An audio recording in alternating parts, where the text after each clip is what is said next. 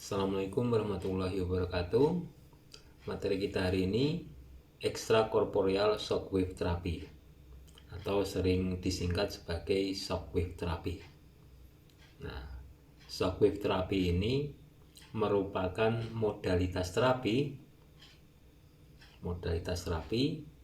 yang menggunakan gelombang shock. Modalitas terapi yang menggunakan gelombang kejut.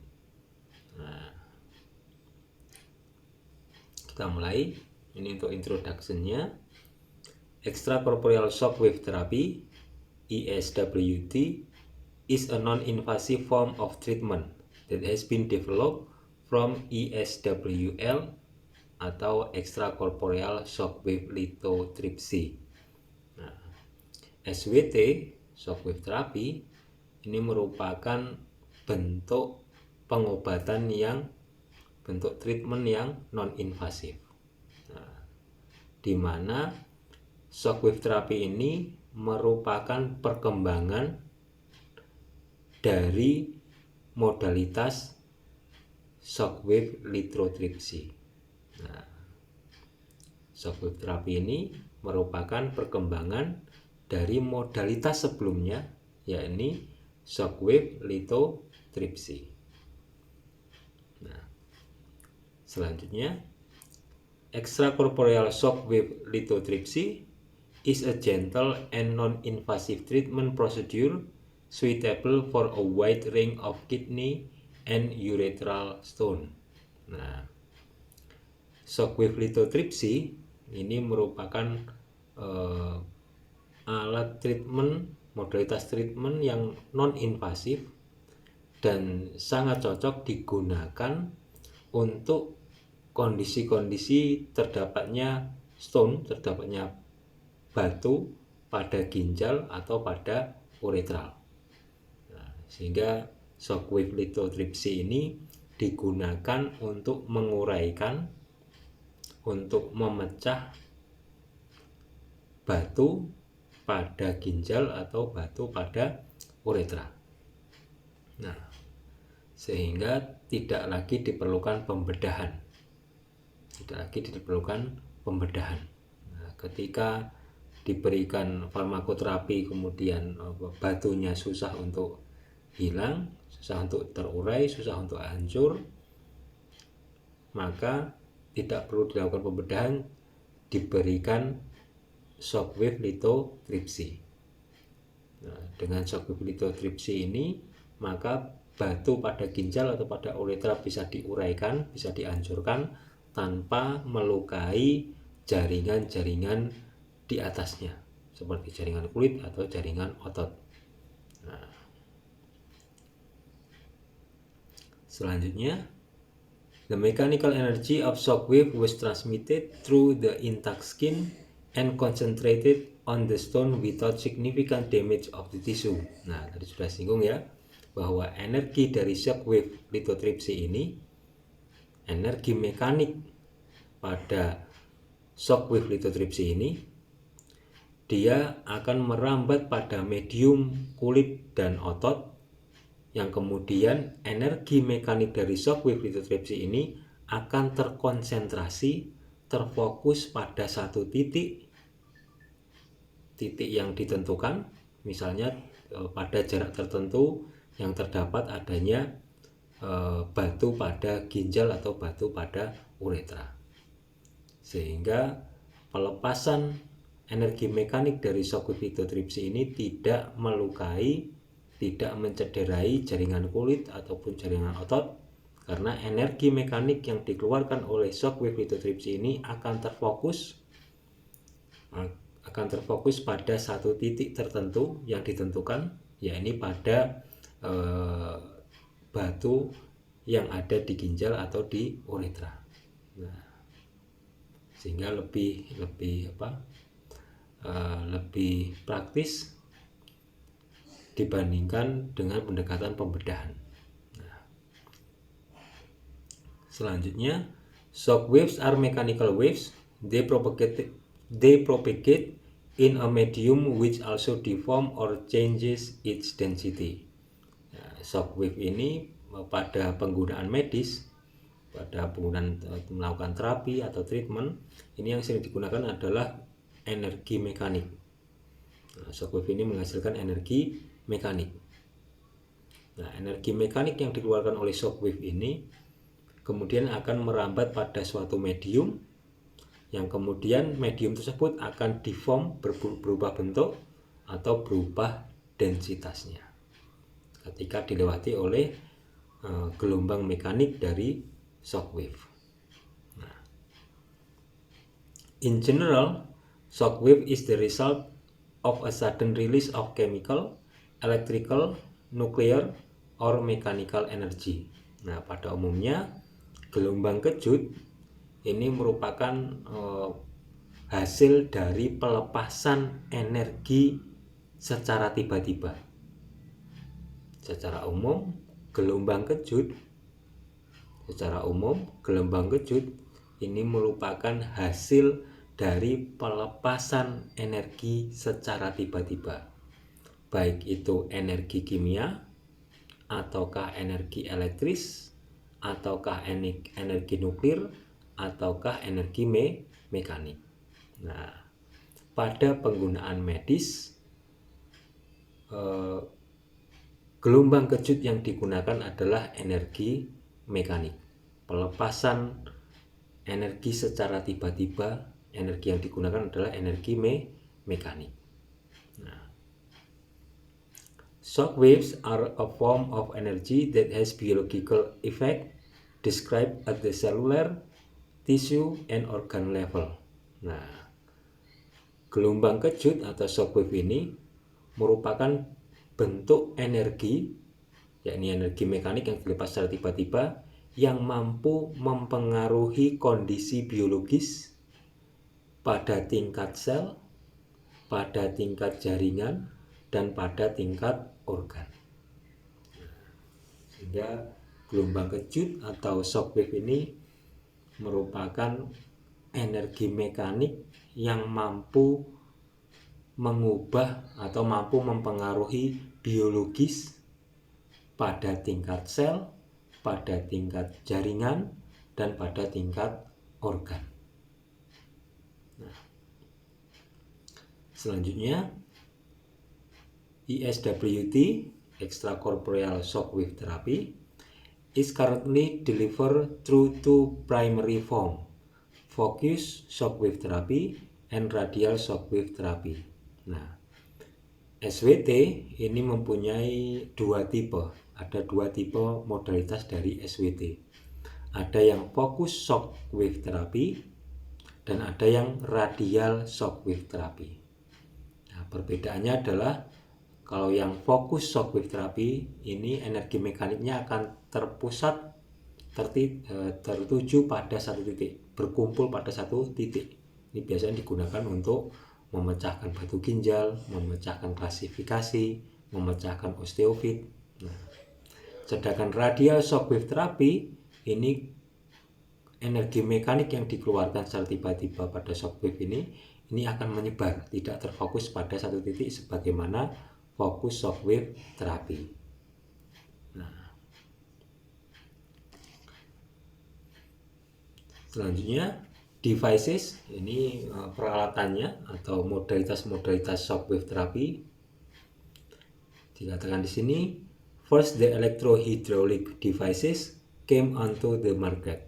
Nah, pada awalnya modalitas shockwave therapy ini ditenagai oleh elektrohidrolik. Nah, keluarnya gelombang kejut, keluarnya energi mekanik secara tiba-tiba ditenagai oleh elektrohidrolik pada saat awal-awalnya keluarnya modalitas shockwave therapy. Ini ditenagai oleh elektrohidrolik. Kemudian, then the piezoelectric and the various electromagnetic devices. Nah, setelah itu maka disusul alat-alat baru, SWT yang baru menggunakan tenaga piezoelektrik dan ada yang menggunakan tenaga elektromagnetik.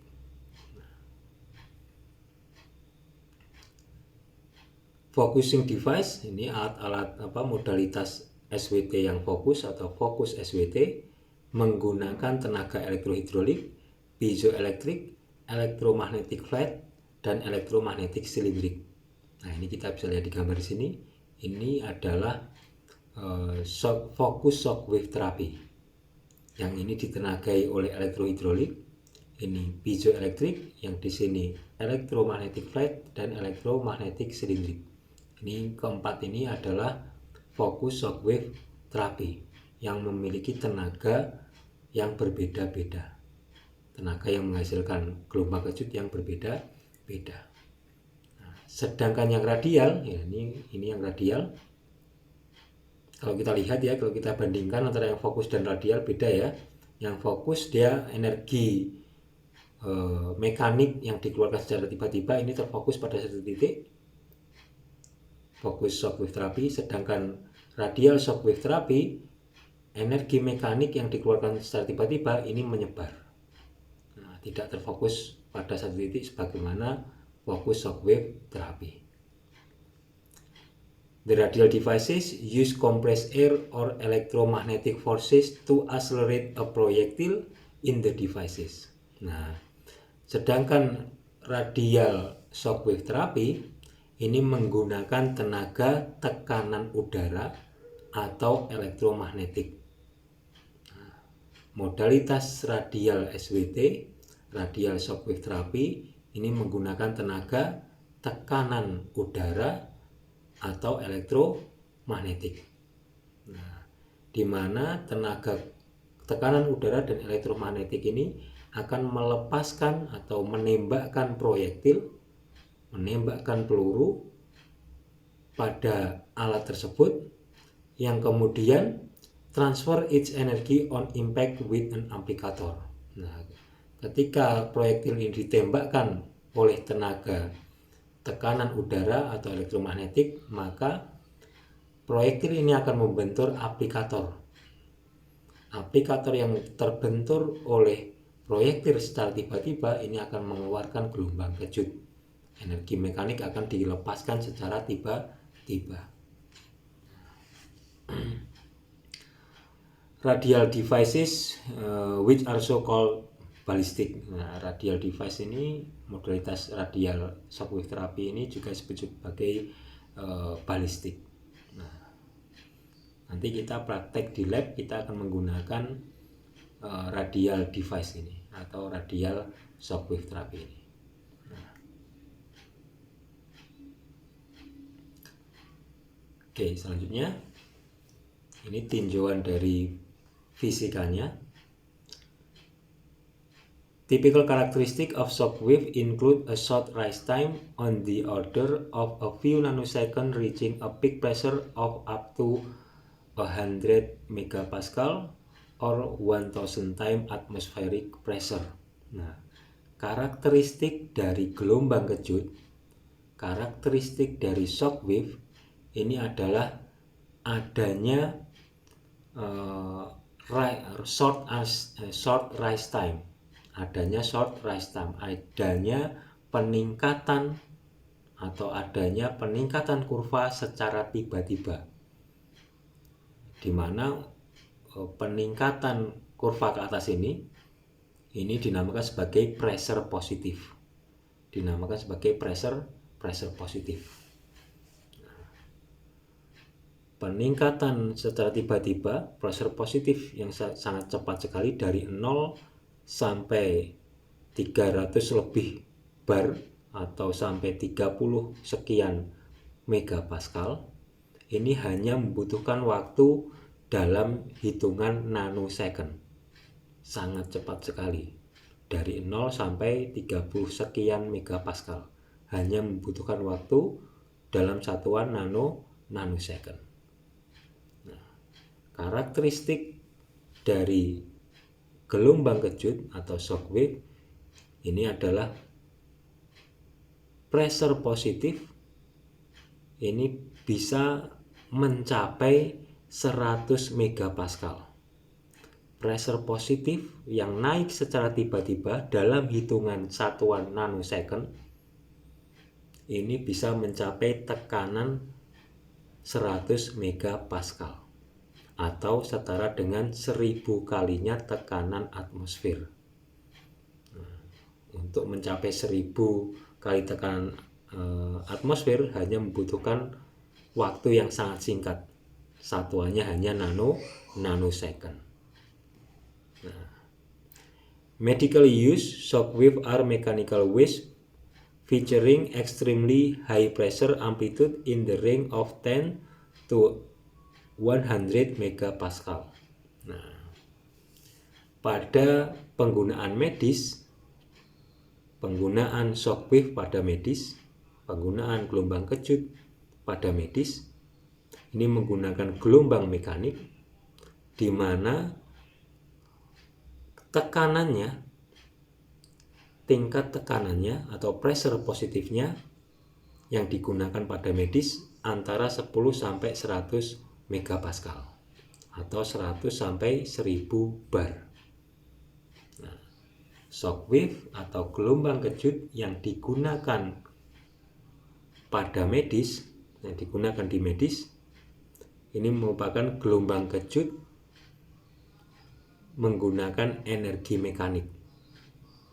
Shockwave yang mengeluarkan energi mekanik secara tiba-tiba, di mana tekanan dari energi mekanik yang dikeluarkan secara tiba-tiba ini akan menghasilkan pressure positif antara 10 sampai 100 megapascal atau 100 sampai 1000 bar. Nah, ini kalau kita lihat di kurvanya di sini ada kuatnya pressure positif, kuatnya tenaga, kuatnya dari energi mekanik. Ini satuannya bar, yang di sini ada satuannya megapascal. Nah, karena nanti SWT shockwave terapi ini ada yang menggunakan satuan megapascal, ada yang menggunakan satuan bar. Nah, satuan megapascal ini biasanya adalah shockwave terapi yang fokus, sedangkan yang satuannya bar ini biasanya shockwave terapi yang radial atau radial shockwave terapi. Ini menggunakan satuan bar untuk tingkat kekuatan dari energi mekanik yang dilepaskan tiba-tiba. Nah, selanjutnya, the peak pressure in the focus can exceed 50 megapascal for focusing devices, while the pressure peaks of approximately 15 megapascal are significantly lower for radial devices. Nah, pressure positif atau kuatnya gelombang kejut, kuatnya energi mekanik pada fokus shockwave terapi ini bisa mencapai 50 megapascal.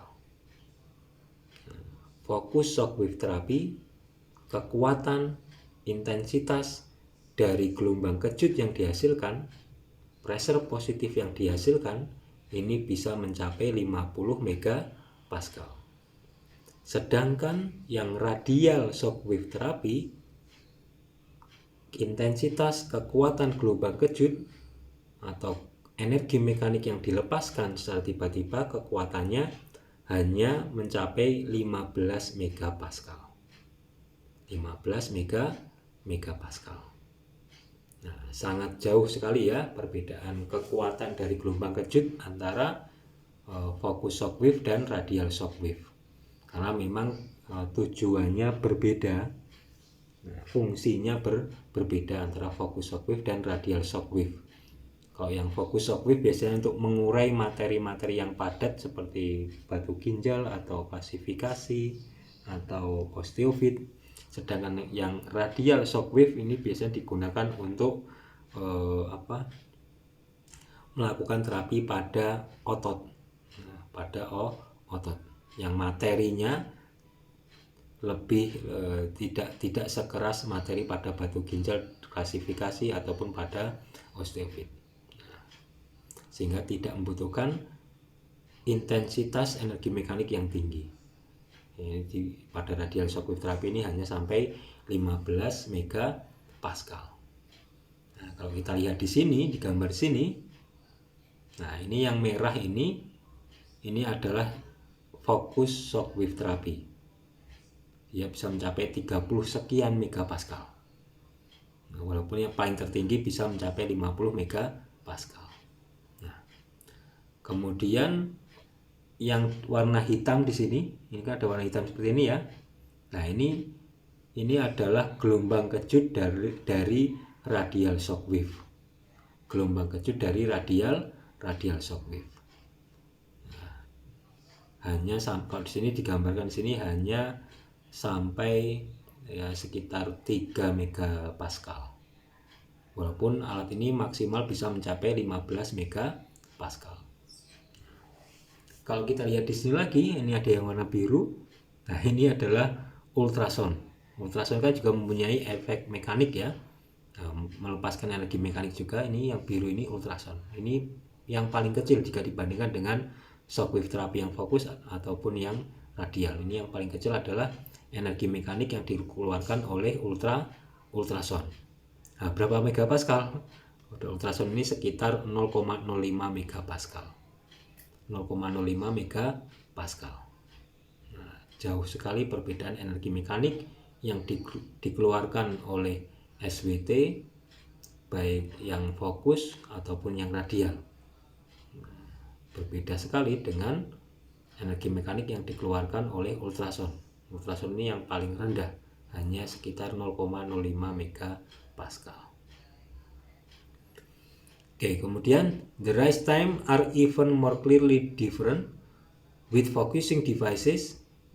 The rise times are in the range of 5 to 10 nanosecond at high energy, with radial devices are 5 to 1 millisecond.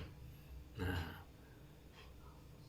untuk mencapai pressure positif yang tinggi, misal ini pada focus shockwave, dari 0 mencapai 30 sekian megapascal hanya membutuhkan waktu dalam satuan nanosecond, 5 sampai 10 nanosecond. Sedangkan yang radial shockwave dari 0 sampai ke 5 misal 5 megapascal misal, ini membutuhkan waktu dalam satuan milisecond, lebih lama dibandingkan yang fokus shockwave, 5 sampai 1 milisecond. Selanjutnya, penetration depth of well over 10 cm can be achieved with focusing devices. Whereas the radial devices, the energy level approximately 1.5 cm have already dropped considerably. Nah, penetrasi dari gelombang kejut yang dikeluarkan oleh focus shockwave ini penetrasinya bisa sampai 10 cm. Penetrasi dari fokus shockwave. Sedangkan pada radial shockwave penetrasinya maksimal sampai 1,5 cm. Lebih dari 1,5 cm, energi gelombang kejut ini akan melemah. Akan disebarkan, akan melemah ketika kedalamannya lebih dari 1,5 cm. Sehingga radial shockwave ini akan efektif untuk diberikan pada jaringan-jaringan superficial, jaringan-jaringan yang kedalamannya tidak lebih dari 1,5 cm. Nah, ini akan lebih efektif penggunaan dari radial shockwave terapi. Nah,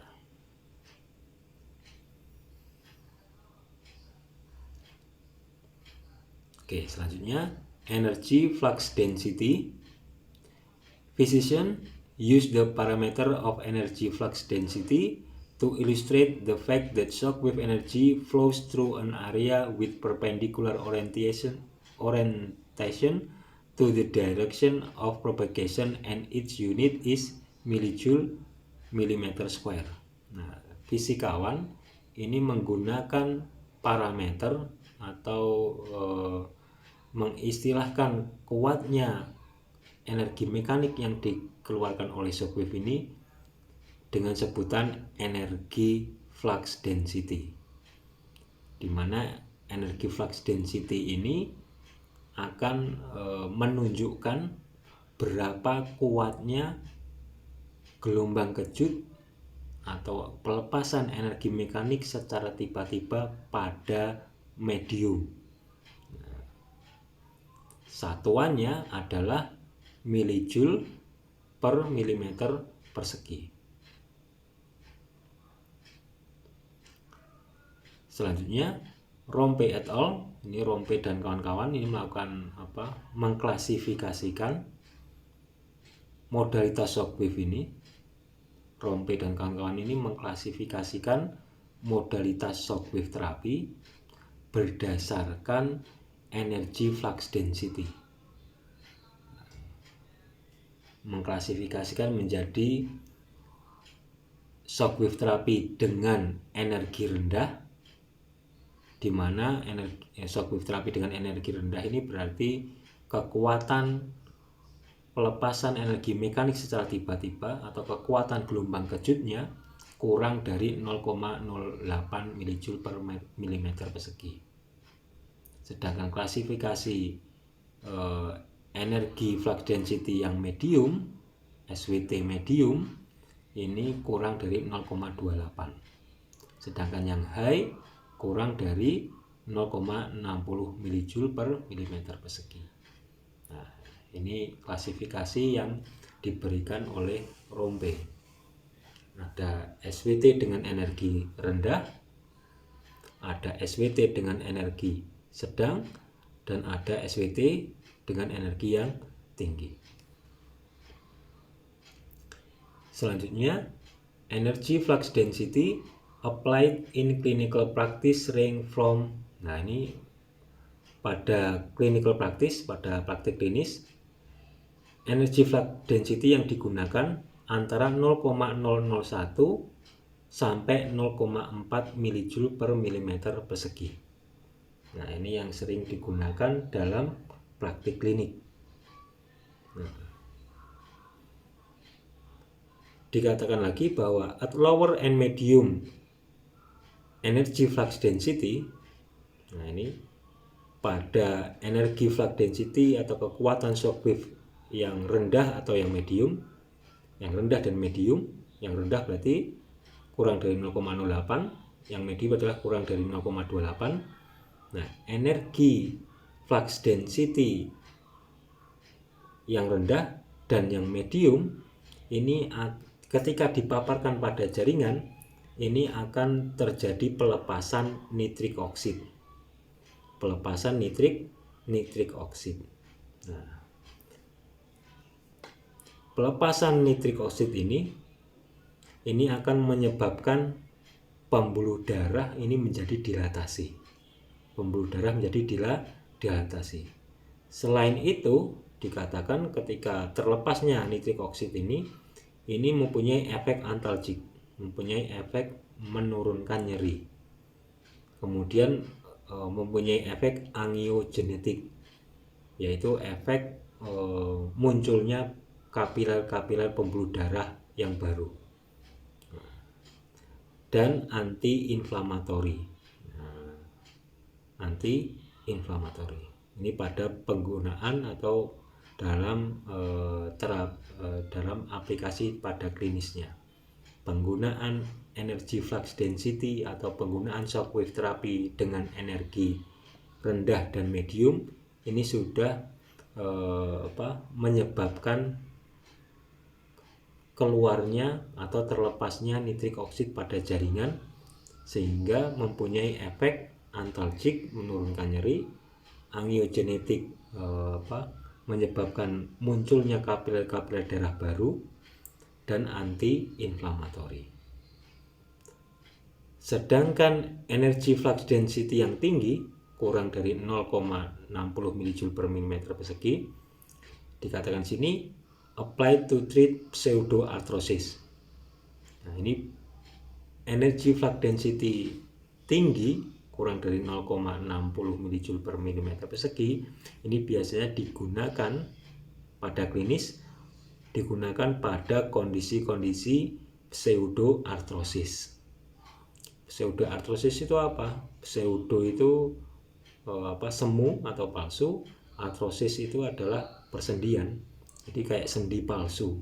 Ini biasanya kondisi-kondisi di mana terjadinya patah tulang, misal patah tulang pada tibia.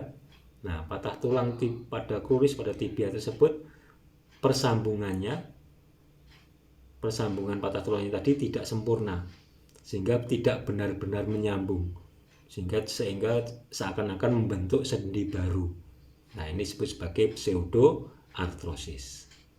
Nah, higher energy flux density is applied to treat pseudoarthrosis localized in the femoral or tibial diaphysis or metaphysis. Nah, ini energi flux density yang tinggi digunakan pada klinis ini pada kondisi-kondisi pseudoarthrosis, yakni pada femoral ataupun pada tulang tibia. Nah, digunakan untuk apa? Digunakan untuk mempercepat tumbuhnya kalus atau mempercepat penyambungan tulangnya. Nah, didapatkan pada klinis ini 72% sukses. Kesuksesannya sampai 72%. Nah, oke, selanjutnya mechanotransduction of shock wave therapy. The transmission of shock wave or pressure wave leads to effect on the tissue, the transformation of the physical energy into a biological response. Nah, ketika gelombang shock wave ini dipaparkan pada jaringan, ketika gelombang shock wave atau gelombang kejut ini dipaparkan pada jaringan, maka gelombang kejut atau pelepasan energi mekanik yang secara tiba-tiba tadi akan mengalami transformasi. Dari gelombang kejut atau energi mekanik menjadi respon biologi. Nah, energi mekanik yang dikeluarkan oleh shock wave ini akan mempengaruhi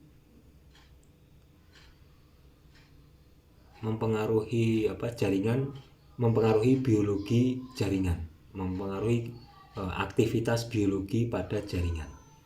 Nah, energi mekanik yang dikeluarkan secara tiba-tiba oleh shockwave ini akan mengubah kondisi biologi dari jaringan yang terpapar. Energi mekanik yang kemudian mengubah kondisi biologi dari jaringan yang terpapar ini sering disebut sebagai mechanotransduction. Di mana energi mekanik mampu mengubah kondisi biologi atau aktivitas biologis pada jaringan yang terpapar. Disebut sebagai mechanotransduction. Selanjutnya, current understanding is that shock wave cause mechanical deformation of cell and possible tissue destruction at the cellular level. Nah, akhir-akhir ini diketahui bahwa energi gelombang kejut atau shock wave ini menyebabkan adanya perubahan mekanik atau perubahan dari bentuk selnya yang terpapar dengan gelombang kejut ini. Bentuk sel akan berubah dan memungkinkan terjadinya kerusakan jaringan. Jadi ketika terpapar oleh shockwave, maka kemungkinan jaringan yang terpapar oleh shockwave ini akan terjadi kerusakan, tissue destruction, terjadi kerusakan jaringan. Dan kerusakan jaringan ini pada tingkat sel.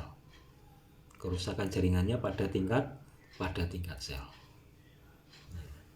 Sehingga ketika jaringan terpapar oleh gelombang kejut atau terpapar oleh shockwave, maka terjadi perubahan dari sel jaringan tersebut, bahkan memungkinkan adanya kerusakan jaringan pada tingkat sel ketika terpapar oleh gelombang kejut atau shock shock wave.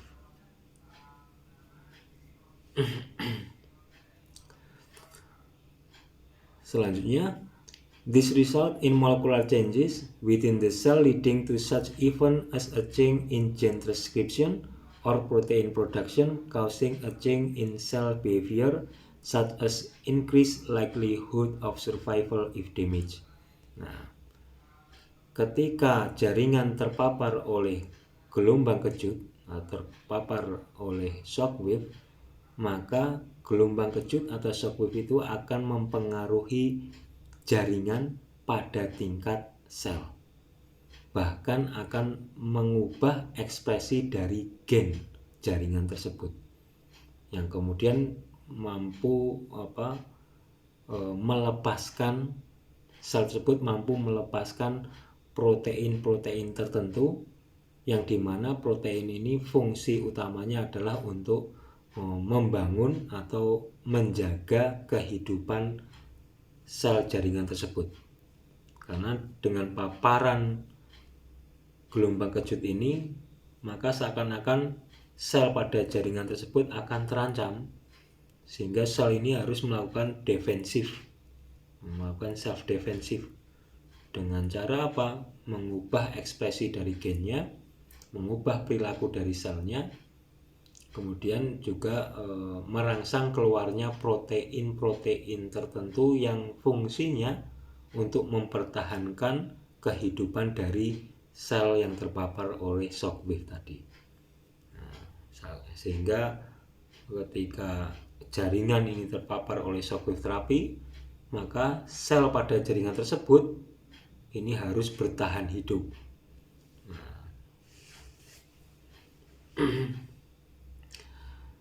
Selanjutnya, first the cell skeletal annexes are activated, which lead to release of messenger RNA from the cell nuclei. Nah, ini dicontohkan bahwa ketika terpapar oleh gelombang kejut, maka sel jaringan ini akan mengeluarkan messenger RNA. Nah,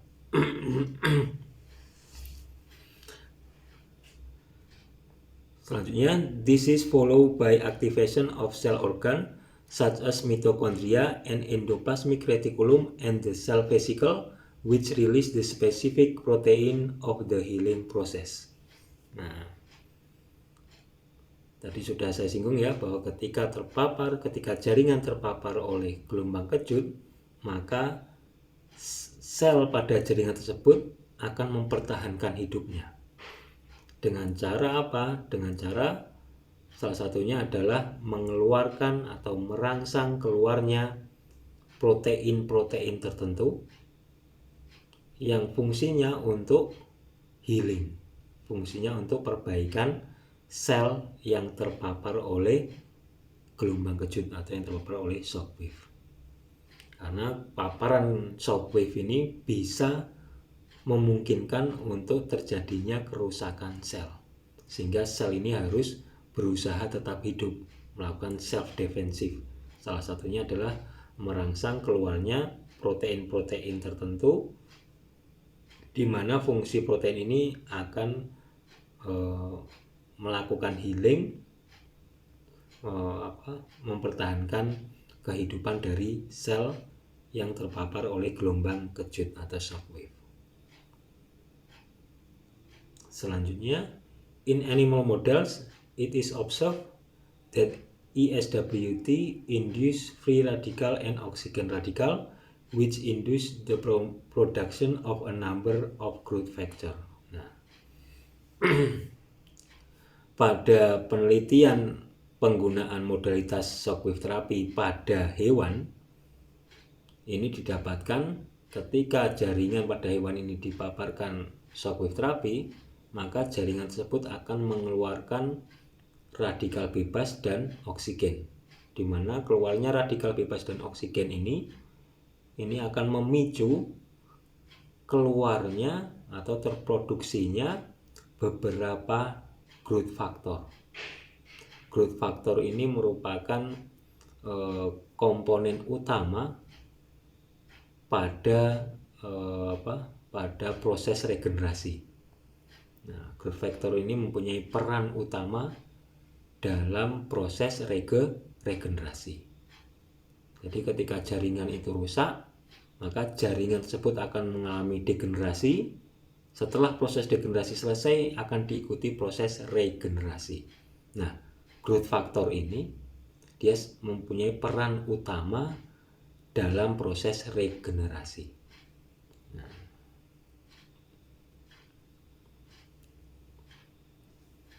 oke, selanjutnya tendon degeneration and regeneration. Nah, ini contoh jaringan tendon. Nah, contoh jaringan tendon. Ketika jaringan tendon cedera, maka jaringan tendon ini akan mengalami degenerasi. Setelah proses degenerasi selesai, maka akan diikuti proses regenerasi. Nah, setiap jaringan akan memiliki dua fase ini, degenerasi dan regenerasi. Nah, di sini dikatakan a tendon is a tough band of fibrous connective tissue that usually connect muscle to bone and is capable of withstanding tension.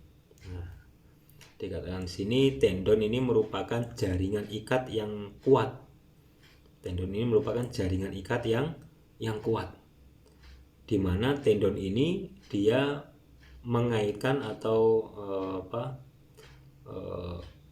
mengkoneksikan, tendon ini mengkoneksikan, menghubungkan antara otot dan tulang. Nah, tendon ini merupakan jaringan ikat yang kuat yang menghubungkan otot dan tulang. Kuatnya jaringan ikat pada tendon ini memungkinkan tendon ini menegang menegang lebih kuat.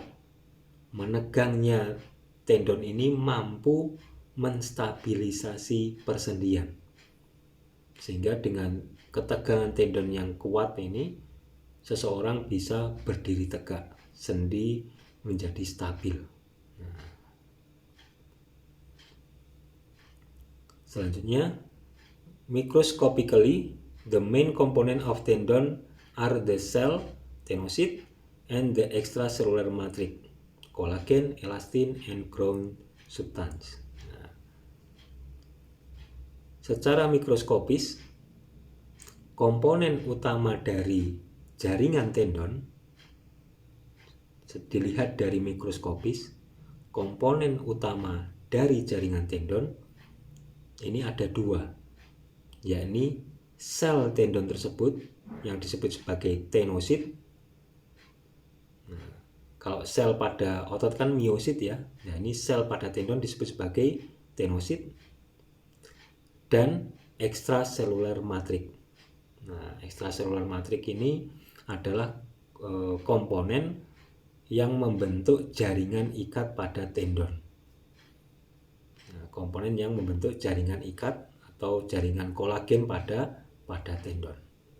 Nah, hingga kalau dilihat secara mikroskopis, maka tendon ini mempunyai dua komponen penting.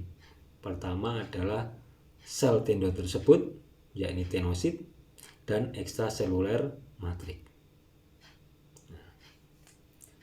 Selanjutnya, due to overuse and trauma, tendons are subjected to tendinopathy. Nah, tendon ini biasanya cedera atau rusak atau terganggu ketika meningkatnya aktivitas atau aktivitas yang berlebih pada tendon. Aktivitas yang berlebih pada tendon ini bisa menyebabkan cedera atau kerusakan atau tendinopati. Ataupun adanya trauma. Ini bisa menyebabkan tendinopati. Adanya kondisi patologis pada tendon. Selanjutnya, the injury generally result in inflammation and degeneration or weakening of the tendon which may eventually lead to tendon rupture. Nah, cedera Ini pada umumnya akan menghasilkan inflamasi yang kemudian diikuti dengan proses degenerasi, sehingga akan menyebabkan kelemahan atau penurunan ketegangan tendon yang cedera tadi. Nah, semakin berat cedera, semakin luas degenerasi, maka berpotensi tendon tersebut akan robek atau bahkan sampai terputus. Oke, selanjutnya, it has been shown more recently that matrix metalloproteinase have a very important role in the degradation and remodeling of the extracellular matrix during the healing process after a tendon injury. Nah, ini diketahui bahwa aktivitas dari matrix metalloproteinase ini sangat berperan pada proses degradasi atau proses degenerasi dan pada proses remodeling. Nah, ini matrix metalloproteinase ini mempengaruhi extracellular matrix. Extracellular matrix tadi kan memperkuat jaringan ikat pada tendon ya. Nah, matrix metalloproteinase ini dia akan mengurai, merusak extracellular matrix, sehingga jaringan ikat yang dihasilkan oleh extracellular matrix ini akan melemah. Kekuatan dari jaringan ikatannya akan menurun karena pengaruh dari matrix metalloproteinase. Nah, di sini contohkan, in response to repeated mechanical loading or injury, cytokine may be released by tenocyte and can induce the release of matrix metalloproteinase, causing degradation of the extracellular matrix and leading to recurring injury and chronic tendinopathy. Nah, ketika aktivitas tendon berlebih, atau loading mekanik yang berlebih pada tendon, ataukah tendonnya mengalami cedera, maka sel-sel tendon atau tenosit ini akan mengeluarkan sitokin. Nah, keluarnya sitokin ini akan merangsang, memicu keluarnya matrix metalloproteinase. Keluarnya matrix metalloproteinase ini akan mengganggu atau mengurai atau merusak extracellular matrix. Karena extracellular matrix ini dia memperkuat jaringan ikat pada tendon, maka ketika matrix metalloproteinase ini mengurai atau merusak atau mengganggu extracellular matrix, maka jaringan ikat yang dihasilkan dari extracellular matrix ini akan menurun kualitasnya. Nah, sehingga ketegangan tendon akan terganggu atau menurun dan bisa menyebabkan kerobekan pada tendon atau terputusnya tendon ketika degradasinya atau degenerasinya semakin luas.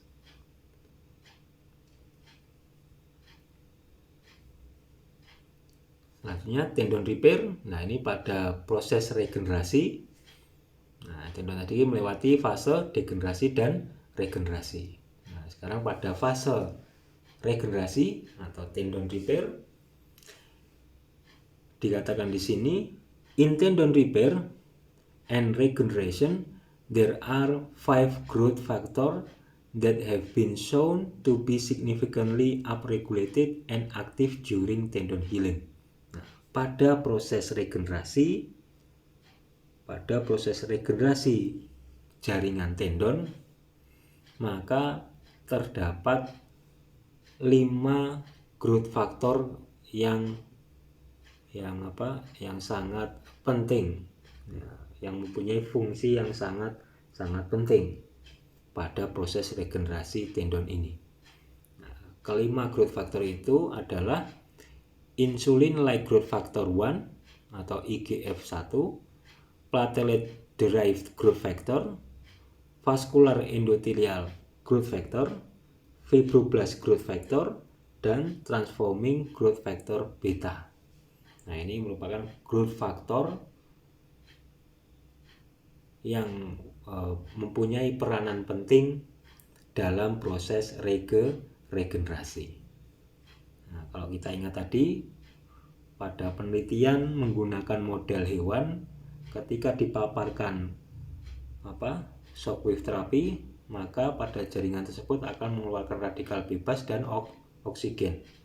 Keluarnya radikal bebas dan oksigen ini akan merangsang terproduksinya growth factor. Growth factor ini mempunyai peranan penting dalam proses regenerasi. Semakin banyak jumlah dari growth factor yang dikeluarkan, maka proses regenerasinya akan semakin baik.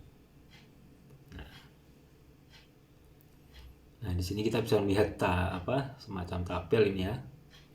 Nah, semacam gambar yang mengilustrasikan proses perjalanan degenerasi dan regenerasi pada tendon yang cedera.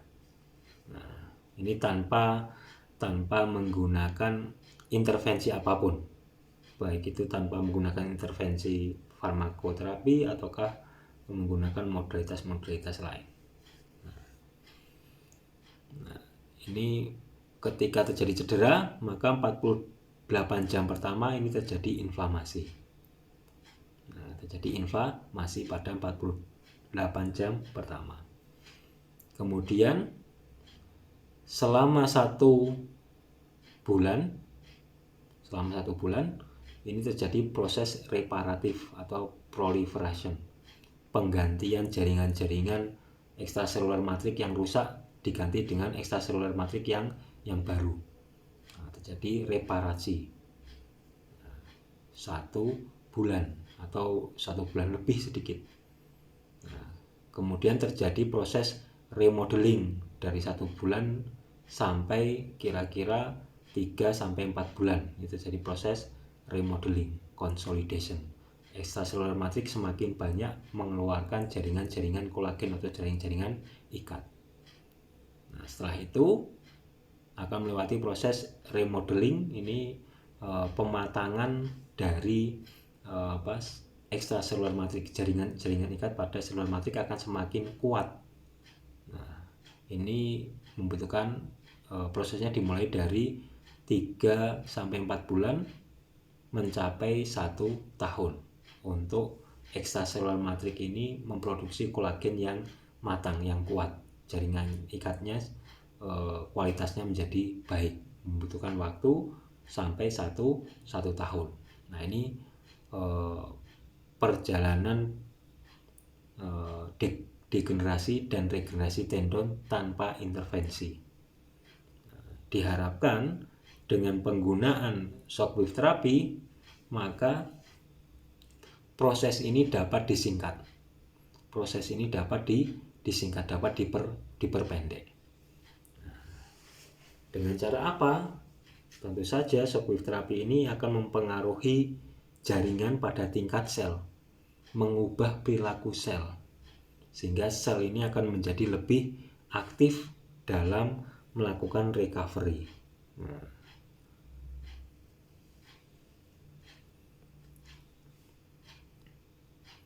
Oke, ini contohnya aplikasi shockwave terapi pada tendinopati.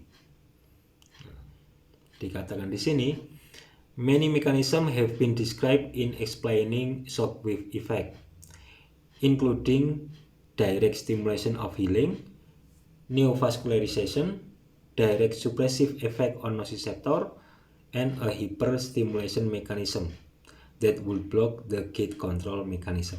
Nah, mekanisme shockwave terapi pada kondisi tendinopati ini mempunyai efek mempercepat proses healing, perbaikan, kemudian menimbulkan neurovascularization, memperbaiki vaskularisasi pada neovascularization,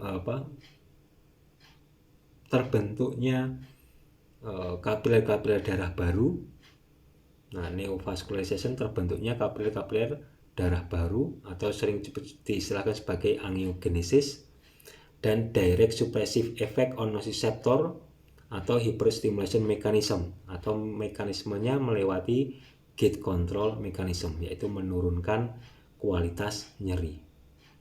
Nah, sehingga mekanisme shockwave terapi pada kasus tendinopati, shockwave terapi ini mampu mempercepat proses healing. Shockwave terapi ini mampu menciptakan kapiler-kapiler aliran darah baru pada jaringan yang terpapar oleh shockwave terapi, dan shockwave terapi ini mampu menurunkan nyeri melewati mekanisme gate control. Nah, ini mekanisme shockwave terapi pada kondisi tendinopati. Mempercepat healing, memperbanyak kapiler pembuluh darah, dan menurunkan nyeri melewati mekanisme gate control. Selanjutnya, the first evidence that shockwave promotion of tendinitis repair coincide with the increase in transforming growth factor beta 1 and insulin-like growth factor 1. Nah, ada evidence, ada bukti penelitian bahwa ketika diberikan paparan shockwave pada kondisi tendinitis, maka didapatkan pada tendon tersebut ini meningkat jumlah growth faktornya.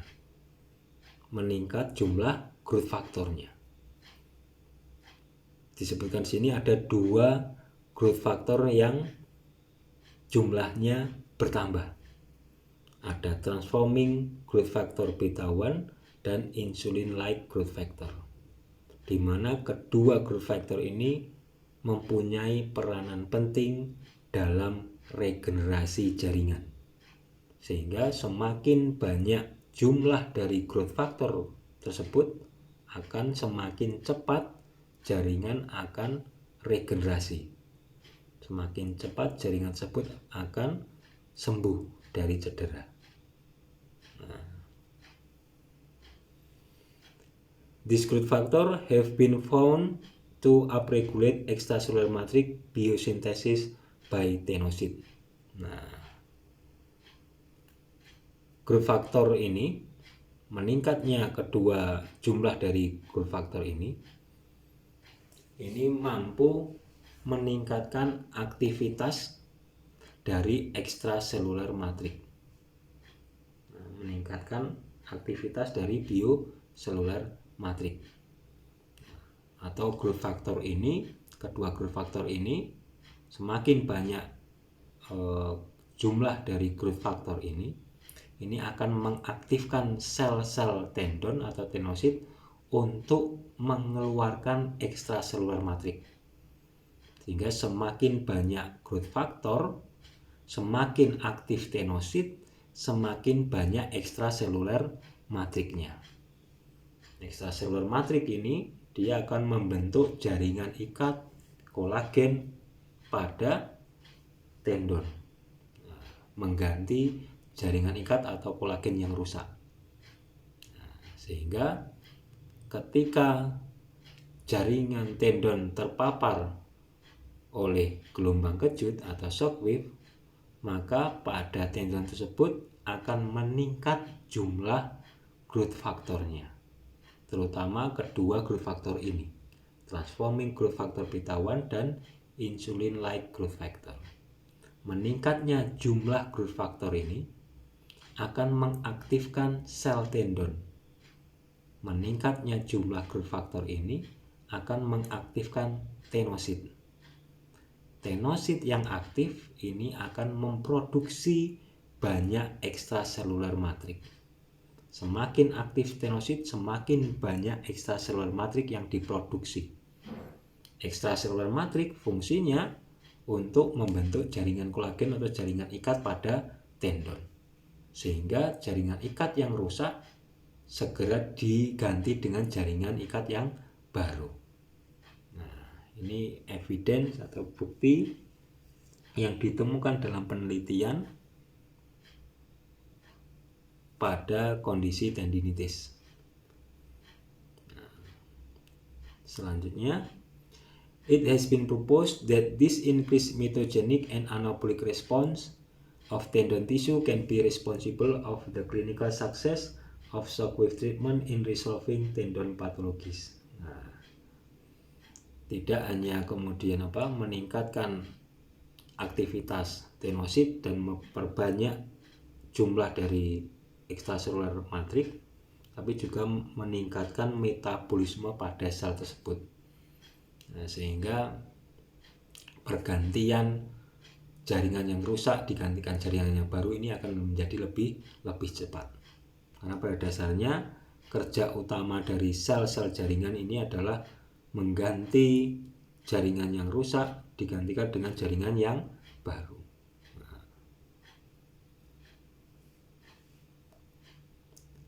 Selanjutnya, tenocyte can respond to mechanical stimulation by increasing transforming growth factor beta 1 gene expression. Nah, tenosit atau sel tendon ini akan mempunyai kualitas jaringan tendon yang kuat, ketegangan tendon bisa maksimal, terulur, kemampuan elastisitas atau kemampuan ekstensibilitasnya menjadi lebih baik oleh karena adanya transforming growth factor beta 1. Semakin banyak transforming growth factor beta 1, ini semakin mengaktifkan tenosit sehingga kemampuan jaringan ikat pada tendon ini akan menjadi lebih baik. Menegang kekuatannya baik, terulur, ekstensibilitasnya, kekuatannya juga baik, tidak gampang terputus, tidak gampang rusak jaringan ikatnya. Sehingga transforming growth factor beta 1 ini sangat berkaitan dengan kualitas dari jaringan ikat pada tendon.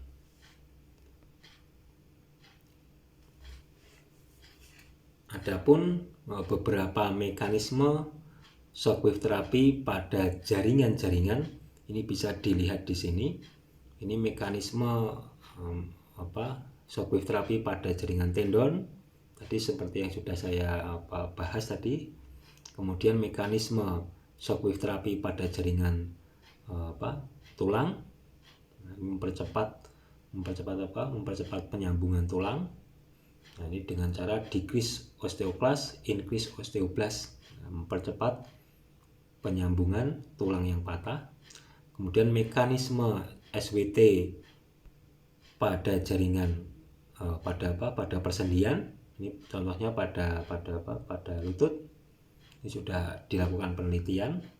Kemudian mekanisme shockwave terapi pada kondisi spastisitas. Ini ternyata shockwave terapi ini juga bisa menurunkan spastisitas. Tentu saja spastisitas yang dominan dikarenakan sudah mulai adanya jaringan-jaringan non-kontraktil. Nah, ini biasanya bisa diturunkan spastisitasnya dengan menggunakan SWT. Selanjutnya, clinical practice education. Nah, ternyata mereka-mereka yang diperbolehkan untuk menggunakan SWT, yang diperbolehkan untuk mengaplikasikan SWT, mereka harus mengikuti pelatihan, mengikuti kursus, mengikuti clinical practice education. Nah, di mana ini contoh kurikulumnya, ada teorinya, ada prakteknya, dan ada asesmennya, ada pemeriksaannya, ada evaluasinya. Yang kemudian setelah mengikuti clinical practice education tersebut, mengikuti pelatihan tersebut, maka peserta akan mendapatkan apakah itu peringkat beginner, pemula, intermediate, ataukah ahli atau advance. Di mana ketiga kategori ini dia hanya kalau misal beginner ini hanya diperbolehkan menangani kasus seperti ini saja. Intermediate dia semakin bertambah kasus yang bisa ditangani dengan SWT. Advance hampir semua kasus bisa di aplikasi boleh ditangani. Pada advance ini bisa pada jaringan yang lebih dalam pada tulang. Tapi kalau beginner dia tidak diperbolehkan pada tulangnya. Lebih banyak pada jaringan superficial. Ternyata mereka yang diperbolehkan mengaplikasikan SWT ini mereka harus mengikuti clinical practice education.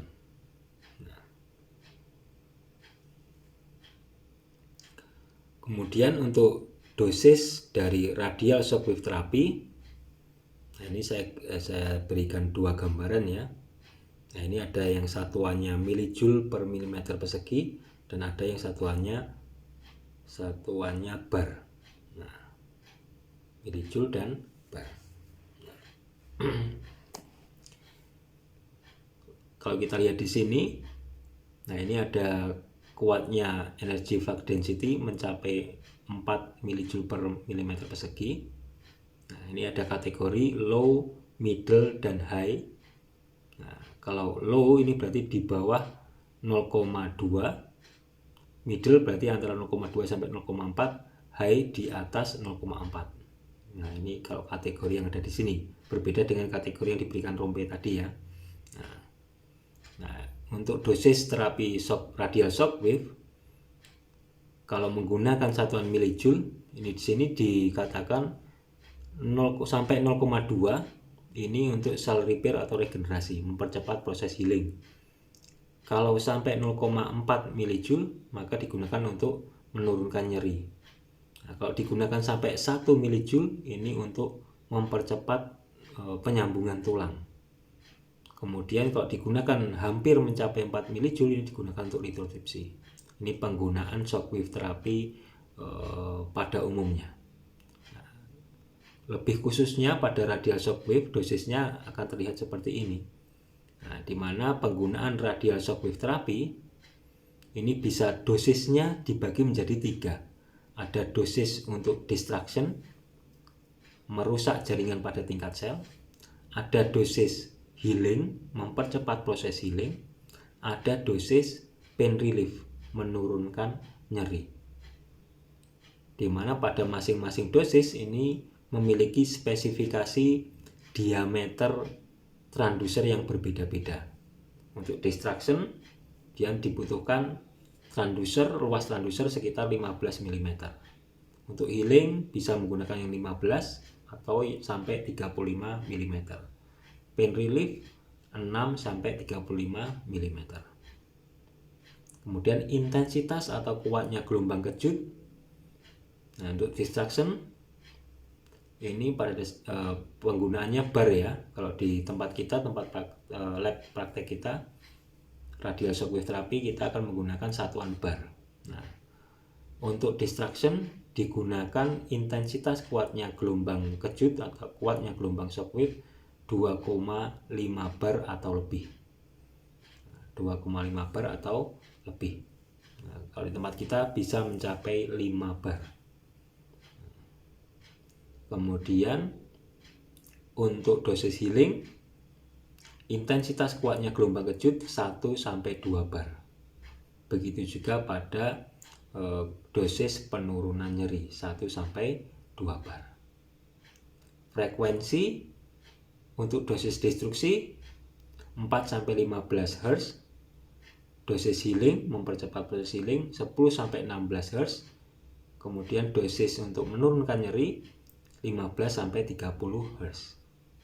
Jumlah tembakan juga berbeda-beda. Untuk distraction 1000-4000 tembakan. Untuk proses healing 1000 tembakan jika itu diaplikasikan pada satu tempat tertentu.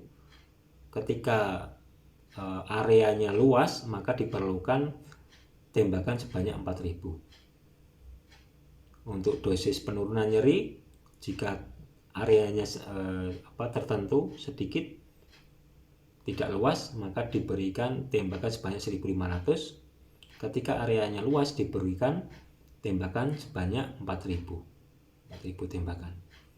Nah, kemudian frekuensi diberikannya radial shockwave terapi ketika dosisnya distraction, maka diberikan setiap 5 hari sekali.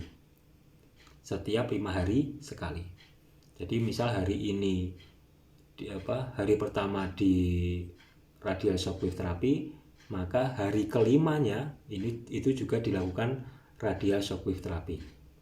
Nah, ini pada dosis distraction. Nah, karena pada penelitian ketika diaplikasikan radial shockwave terapi pada hari pertama, maka akan terjadi proses regenerasi pada hari yang ke-6 sampai hari yang ke-12. Nah, saya ulangi ya. Pada penelitian dikatakan bahwa ketika jaringan dipaparkan radial shockwave terapi pada hari pertama, maka pada hari yang ke-6 akan terjadi proses regenerasi. Hari pertama dilakukan shockwave, hari ke-6 terjadi proses regenerasi. Hari ke-6 sampai hari ke-12 ini terjadinya proses regenerasi. Nah, pada dosis distraction tiap 5 hari sekali. Artinya diberikan radial shockwave terapi sebelum memasuki fase regenerasi. Karena fase regenerasi setelah hari ke-6. Sebelum hari ke-6, sebelum fase regenerasi sudah di shockwave lagi. Nah, ini pada dosis distraction. Sehingga memperpanjang proses degenerasinya. Nah, sehingga hari pertama dilakukan shockwave terapi, hari kelima dilakukan shockwave terapi lagi. Sebelum proses regenerasi sudah dilakukan shockwave terapi, karena memang dosisnya adalah distraction. Dia memperlama proses degenerasi agar proses regenerasinya akan menjadi lebih maksimal. Sedangkan pada dosis healing ini diberikan radial shockwave terapi setiap 7 hari sekali atau 10 hari sekali. Nah, berarti kalau 7 hari atau 10 hari sekali ini berarti sudah memasuki fase regenerasi. Jadi misal hari pertama dilakukan radial shockwave terapi, maka hari ke-6 terjadi regenerasi, hari ke-7-nya dirusak lagi jaringannya, diberikan shockwave terapi lagi. Atau hari ke-10-nya diberikan radial shockwave terapi lagi. Nah, ini pada proses dosis healing, mempercepat proses healing. Begitu juga pada penurunan nyeri. Nah, pemberian radial shockwave terapinya pada fase regenerasi antara 6 sampai 12 hari setelah aplikasi shockwave terapi. Nah, ini dilakukan pada hari yang ke-7 atau hari ke-10. Kemudian dosis distraction ini dilakukan sebanyak 1-3 sesi sekali terapi. Kemudian untuk mempercepat proses healing dilakukan 4-6 sesi, dan menurunkan nyeri dilakukan selama 3 sesi.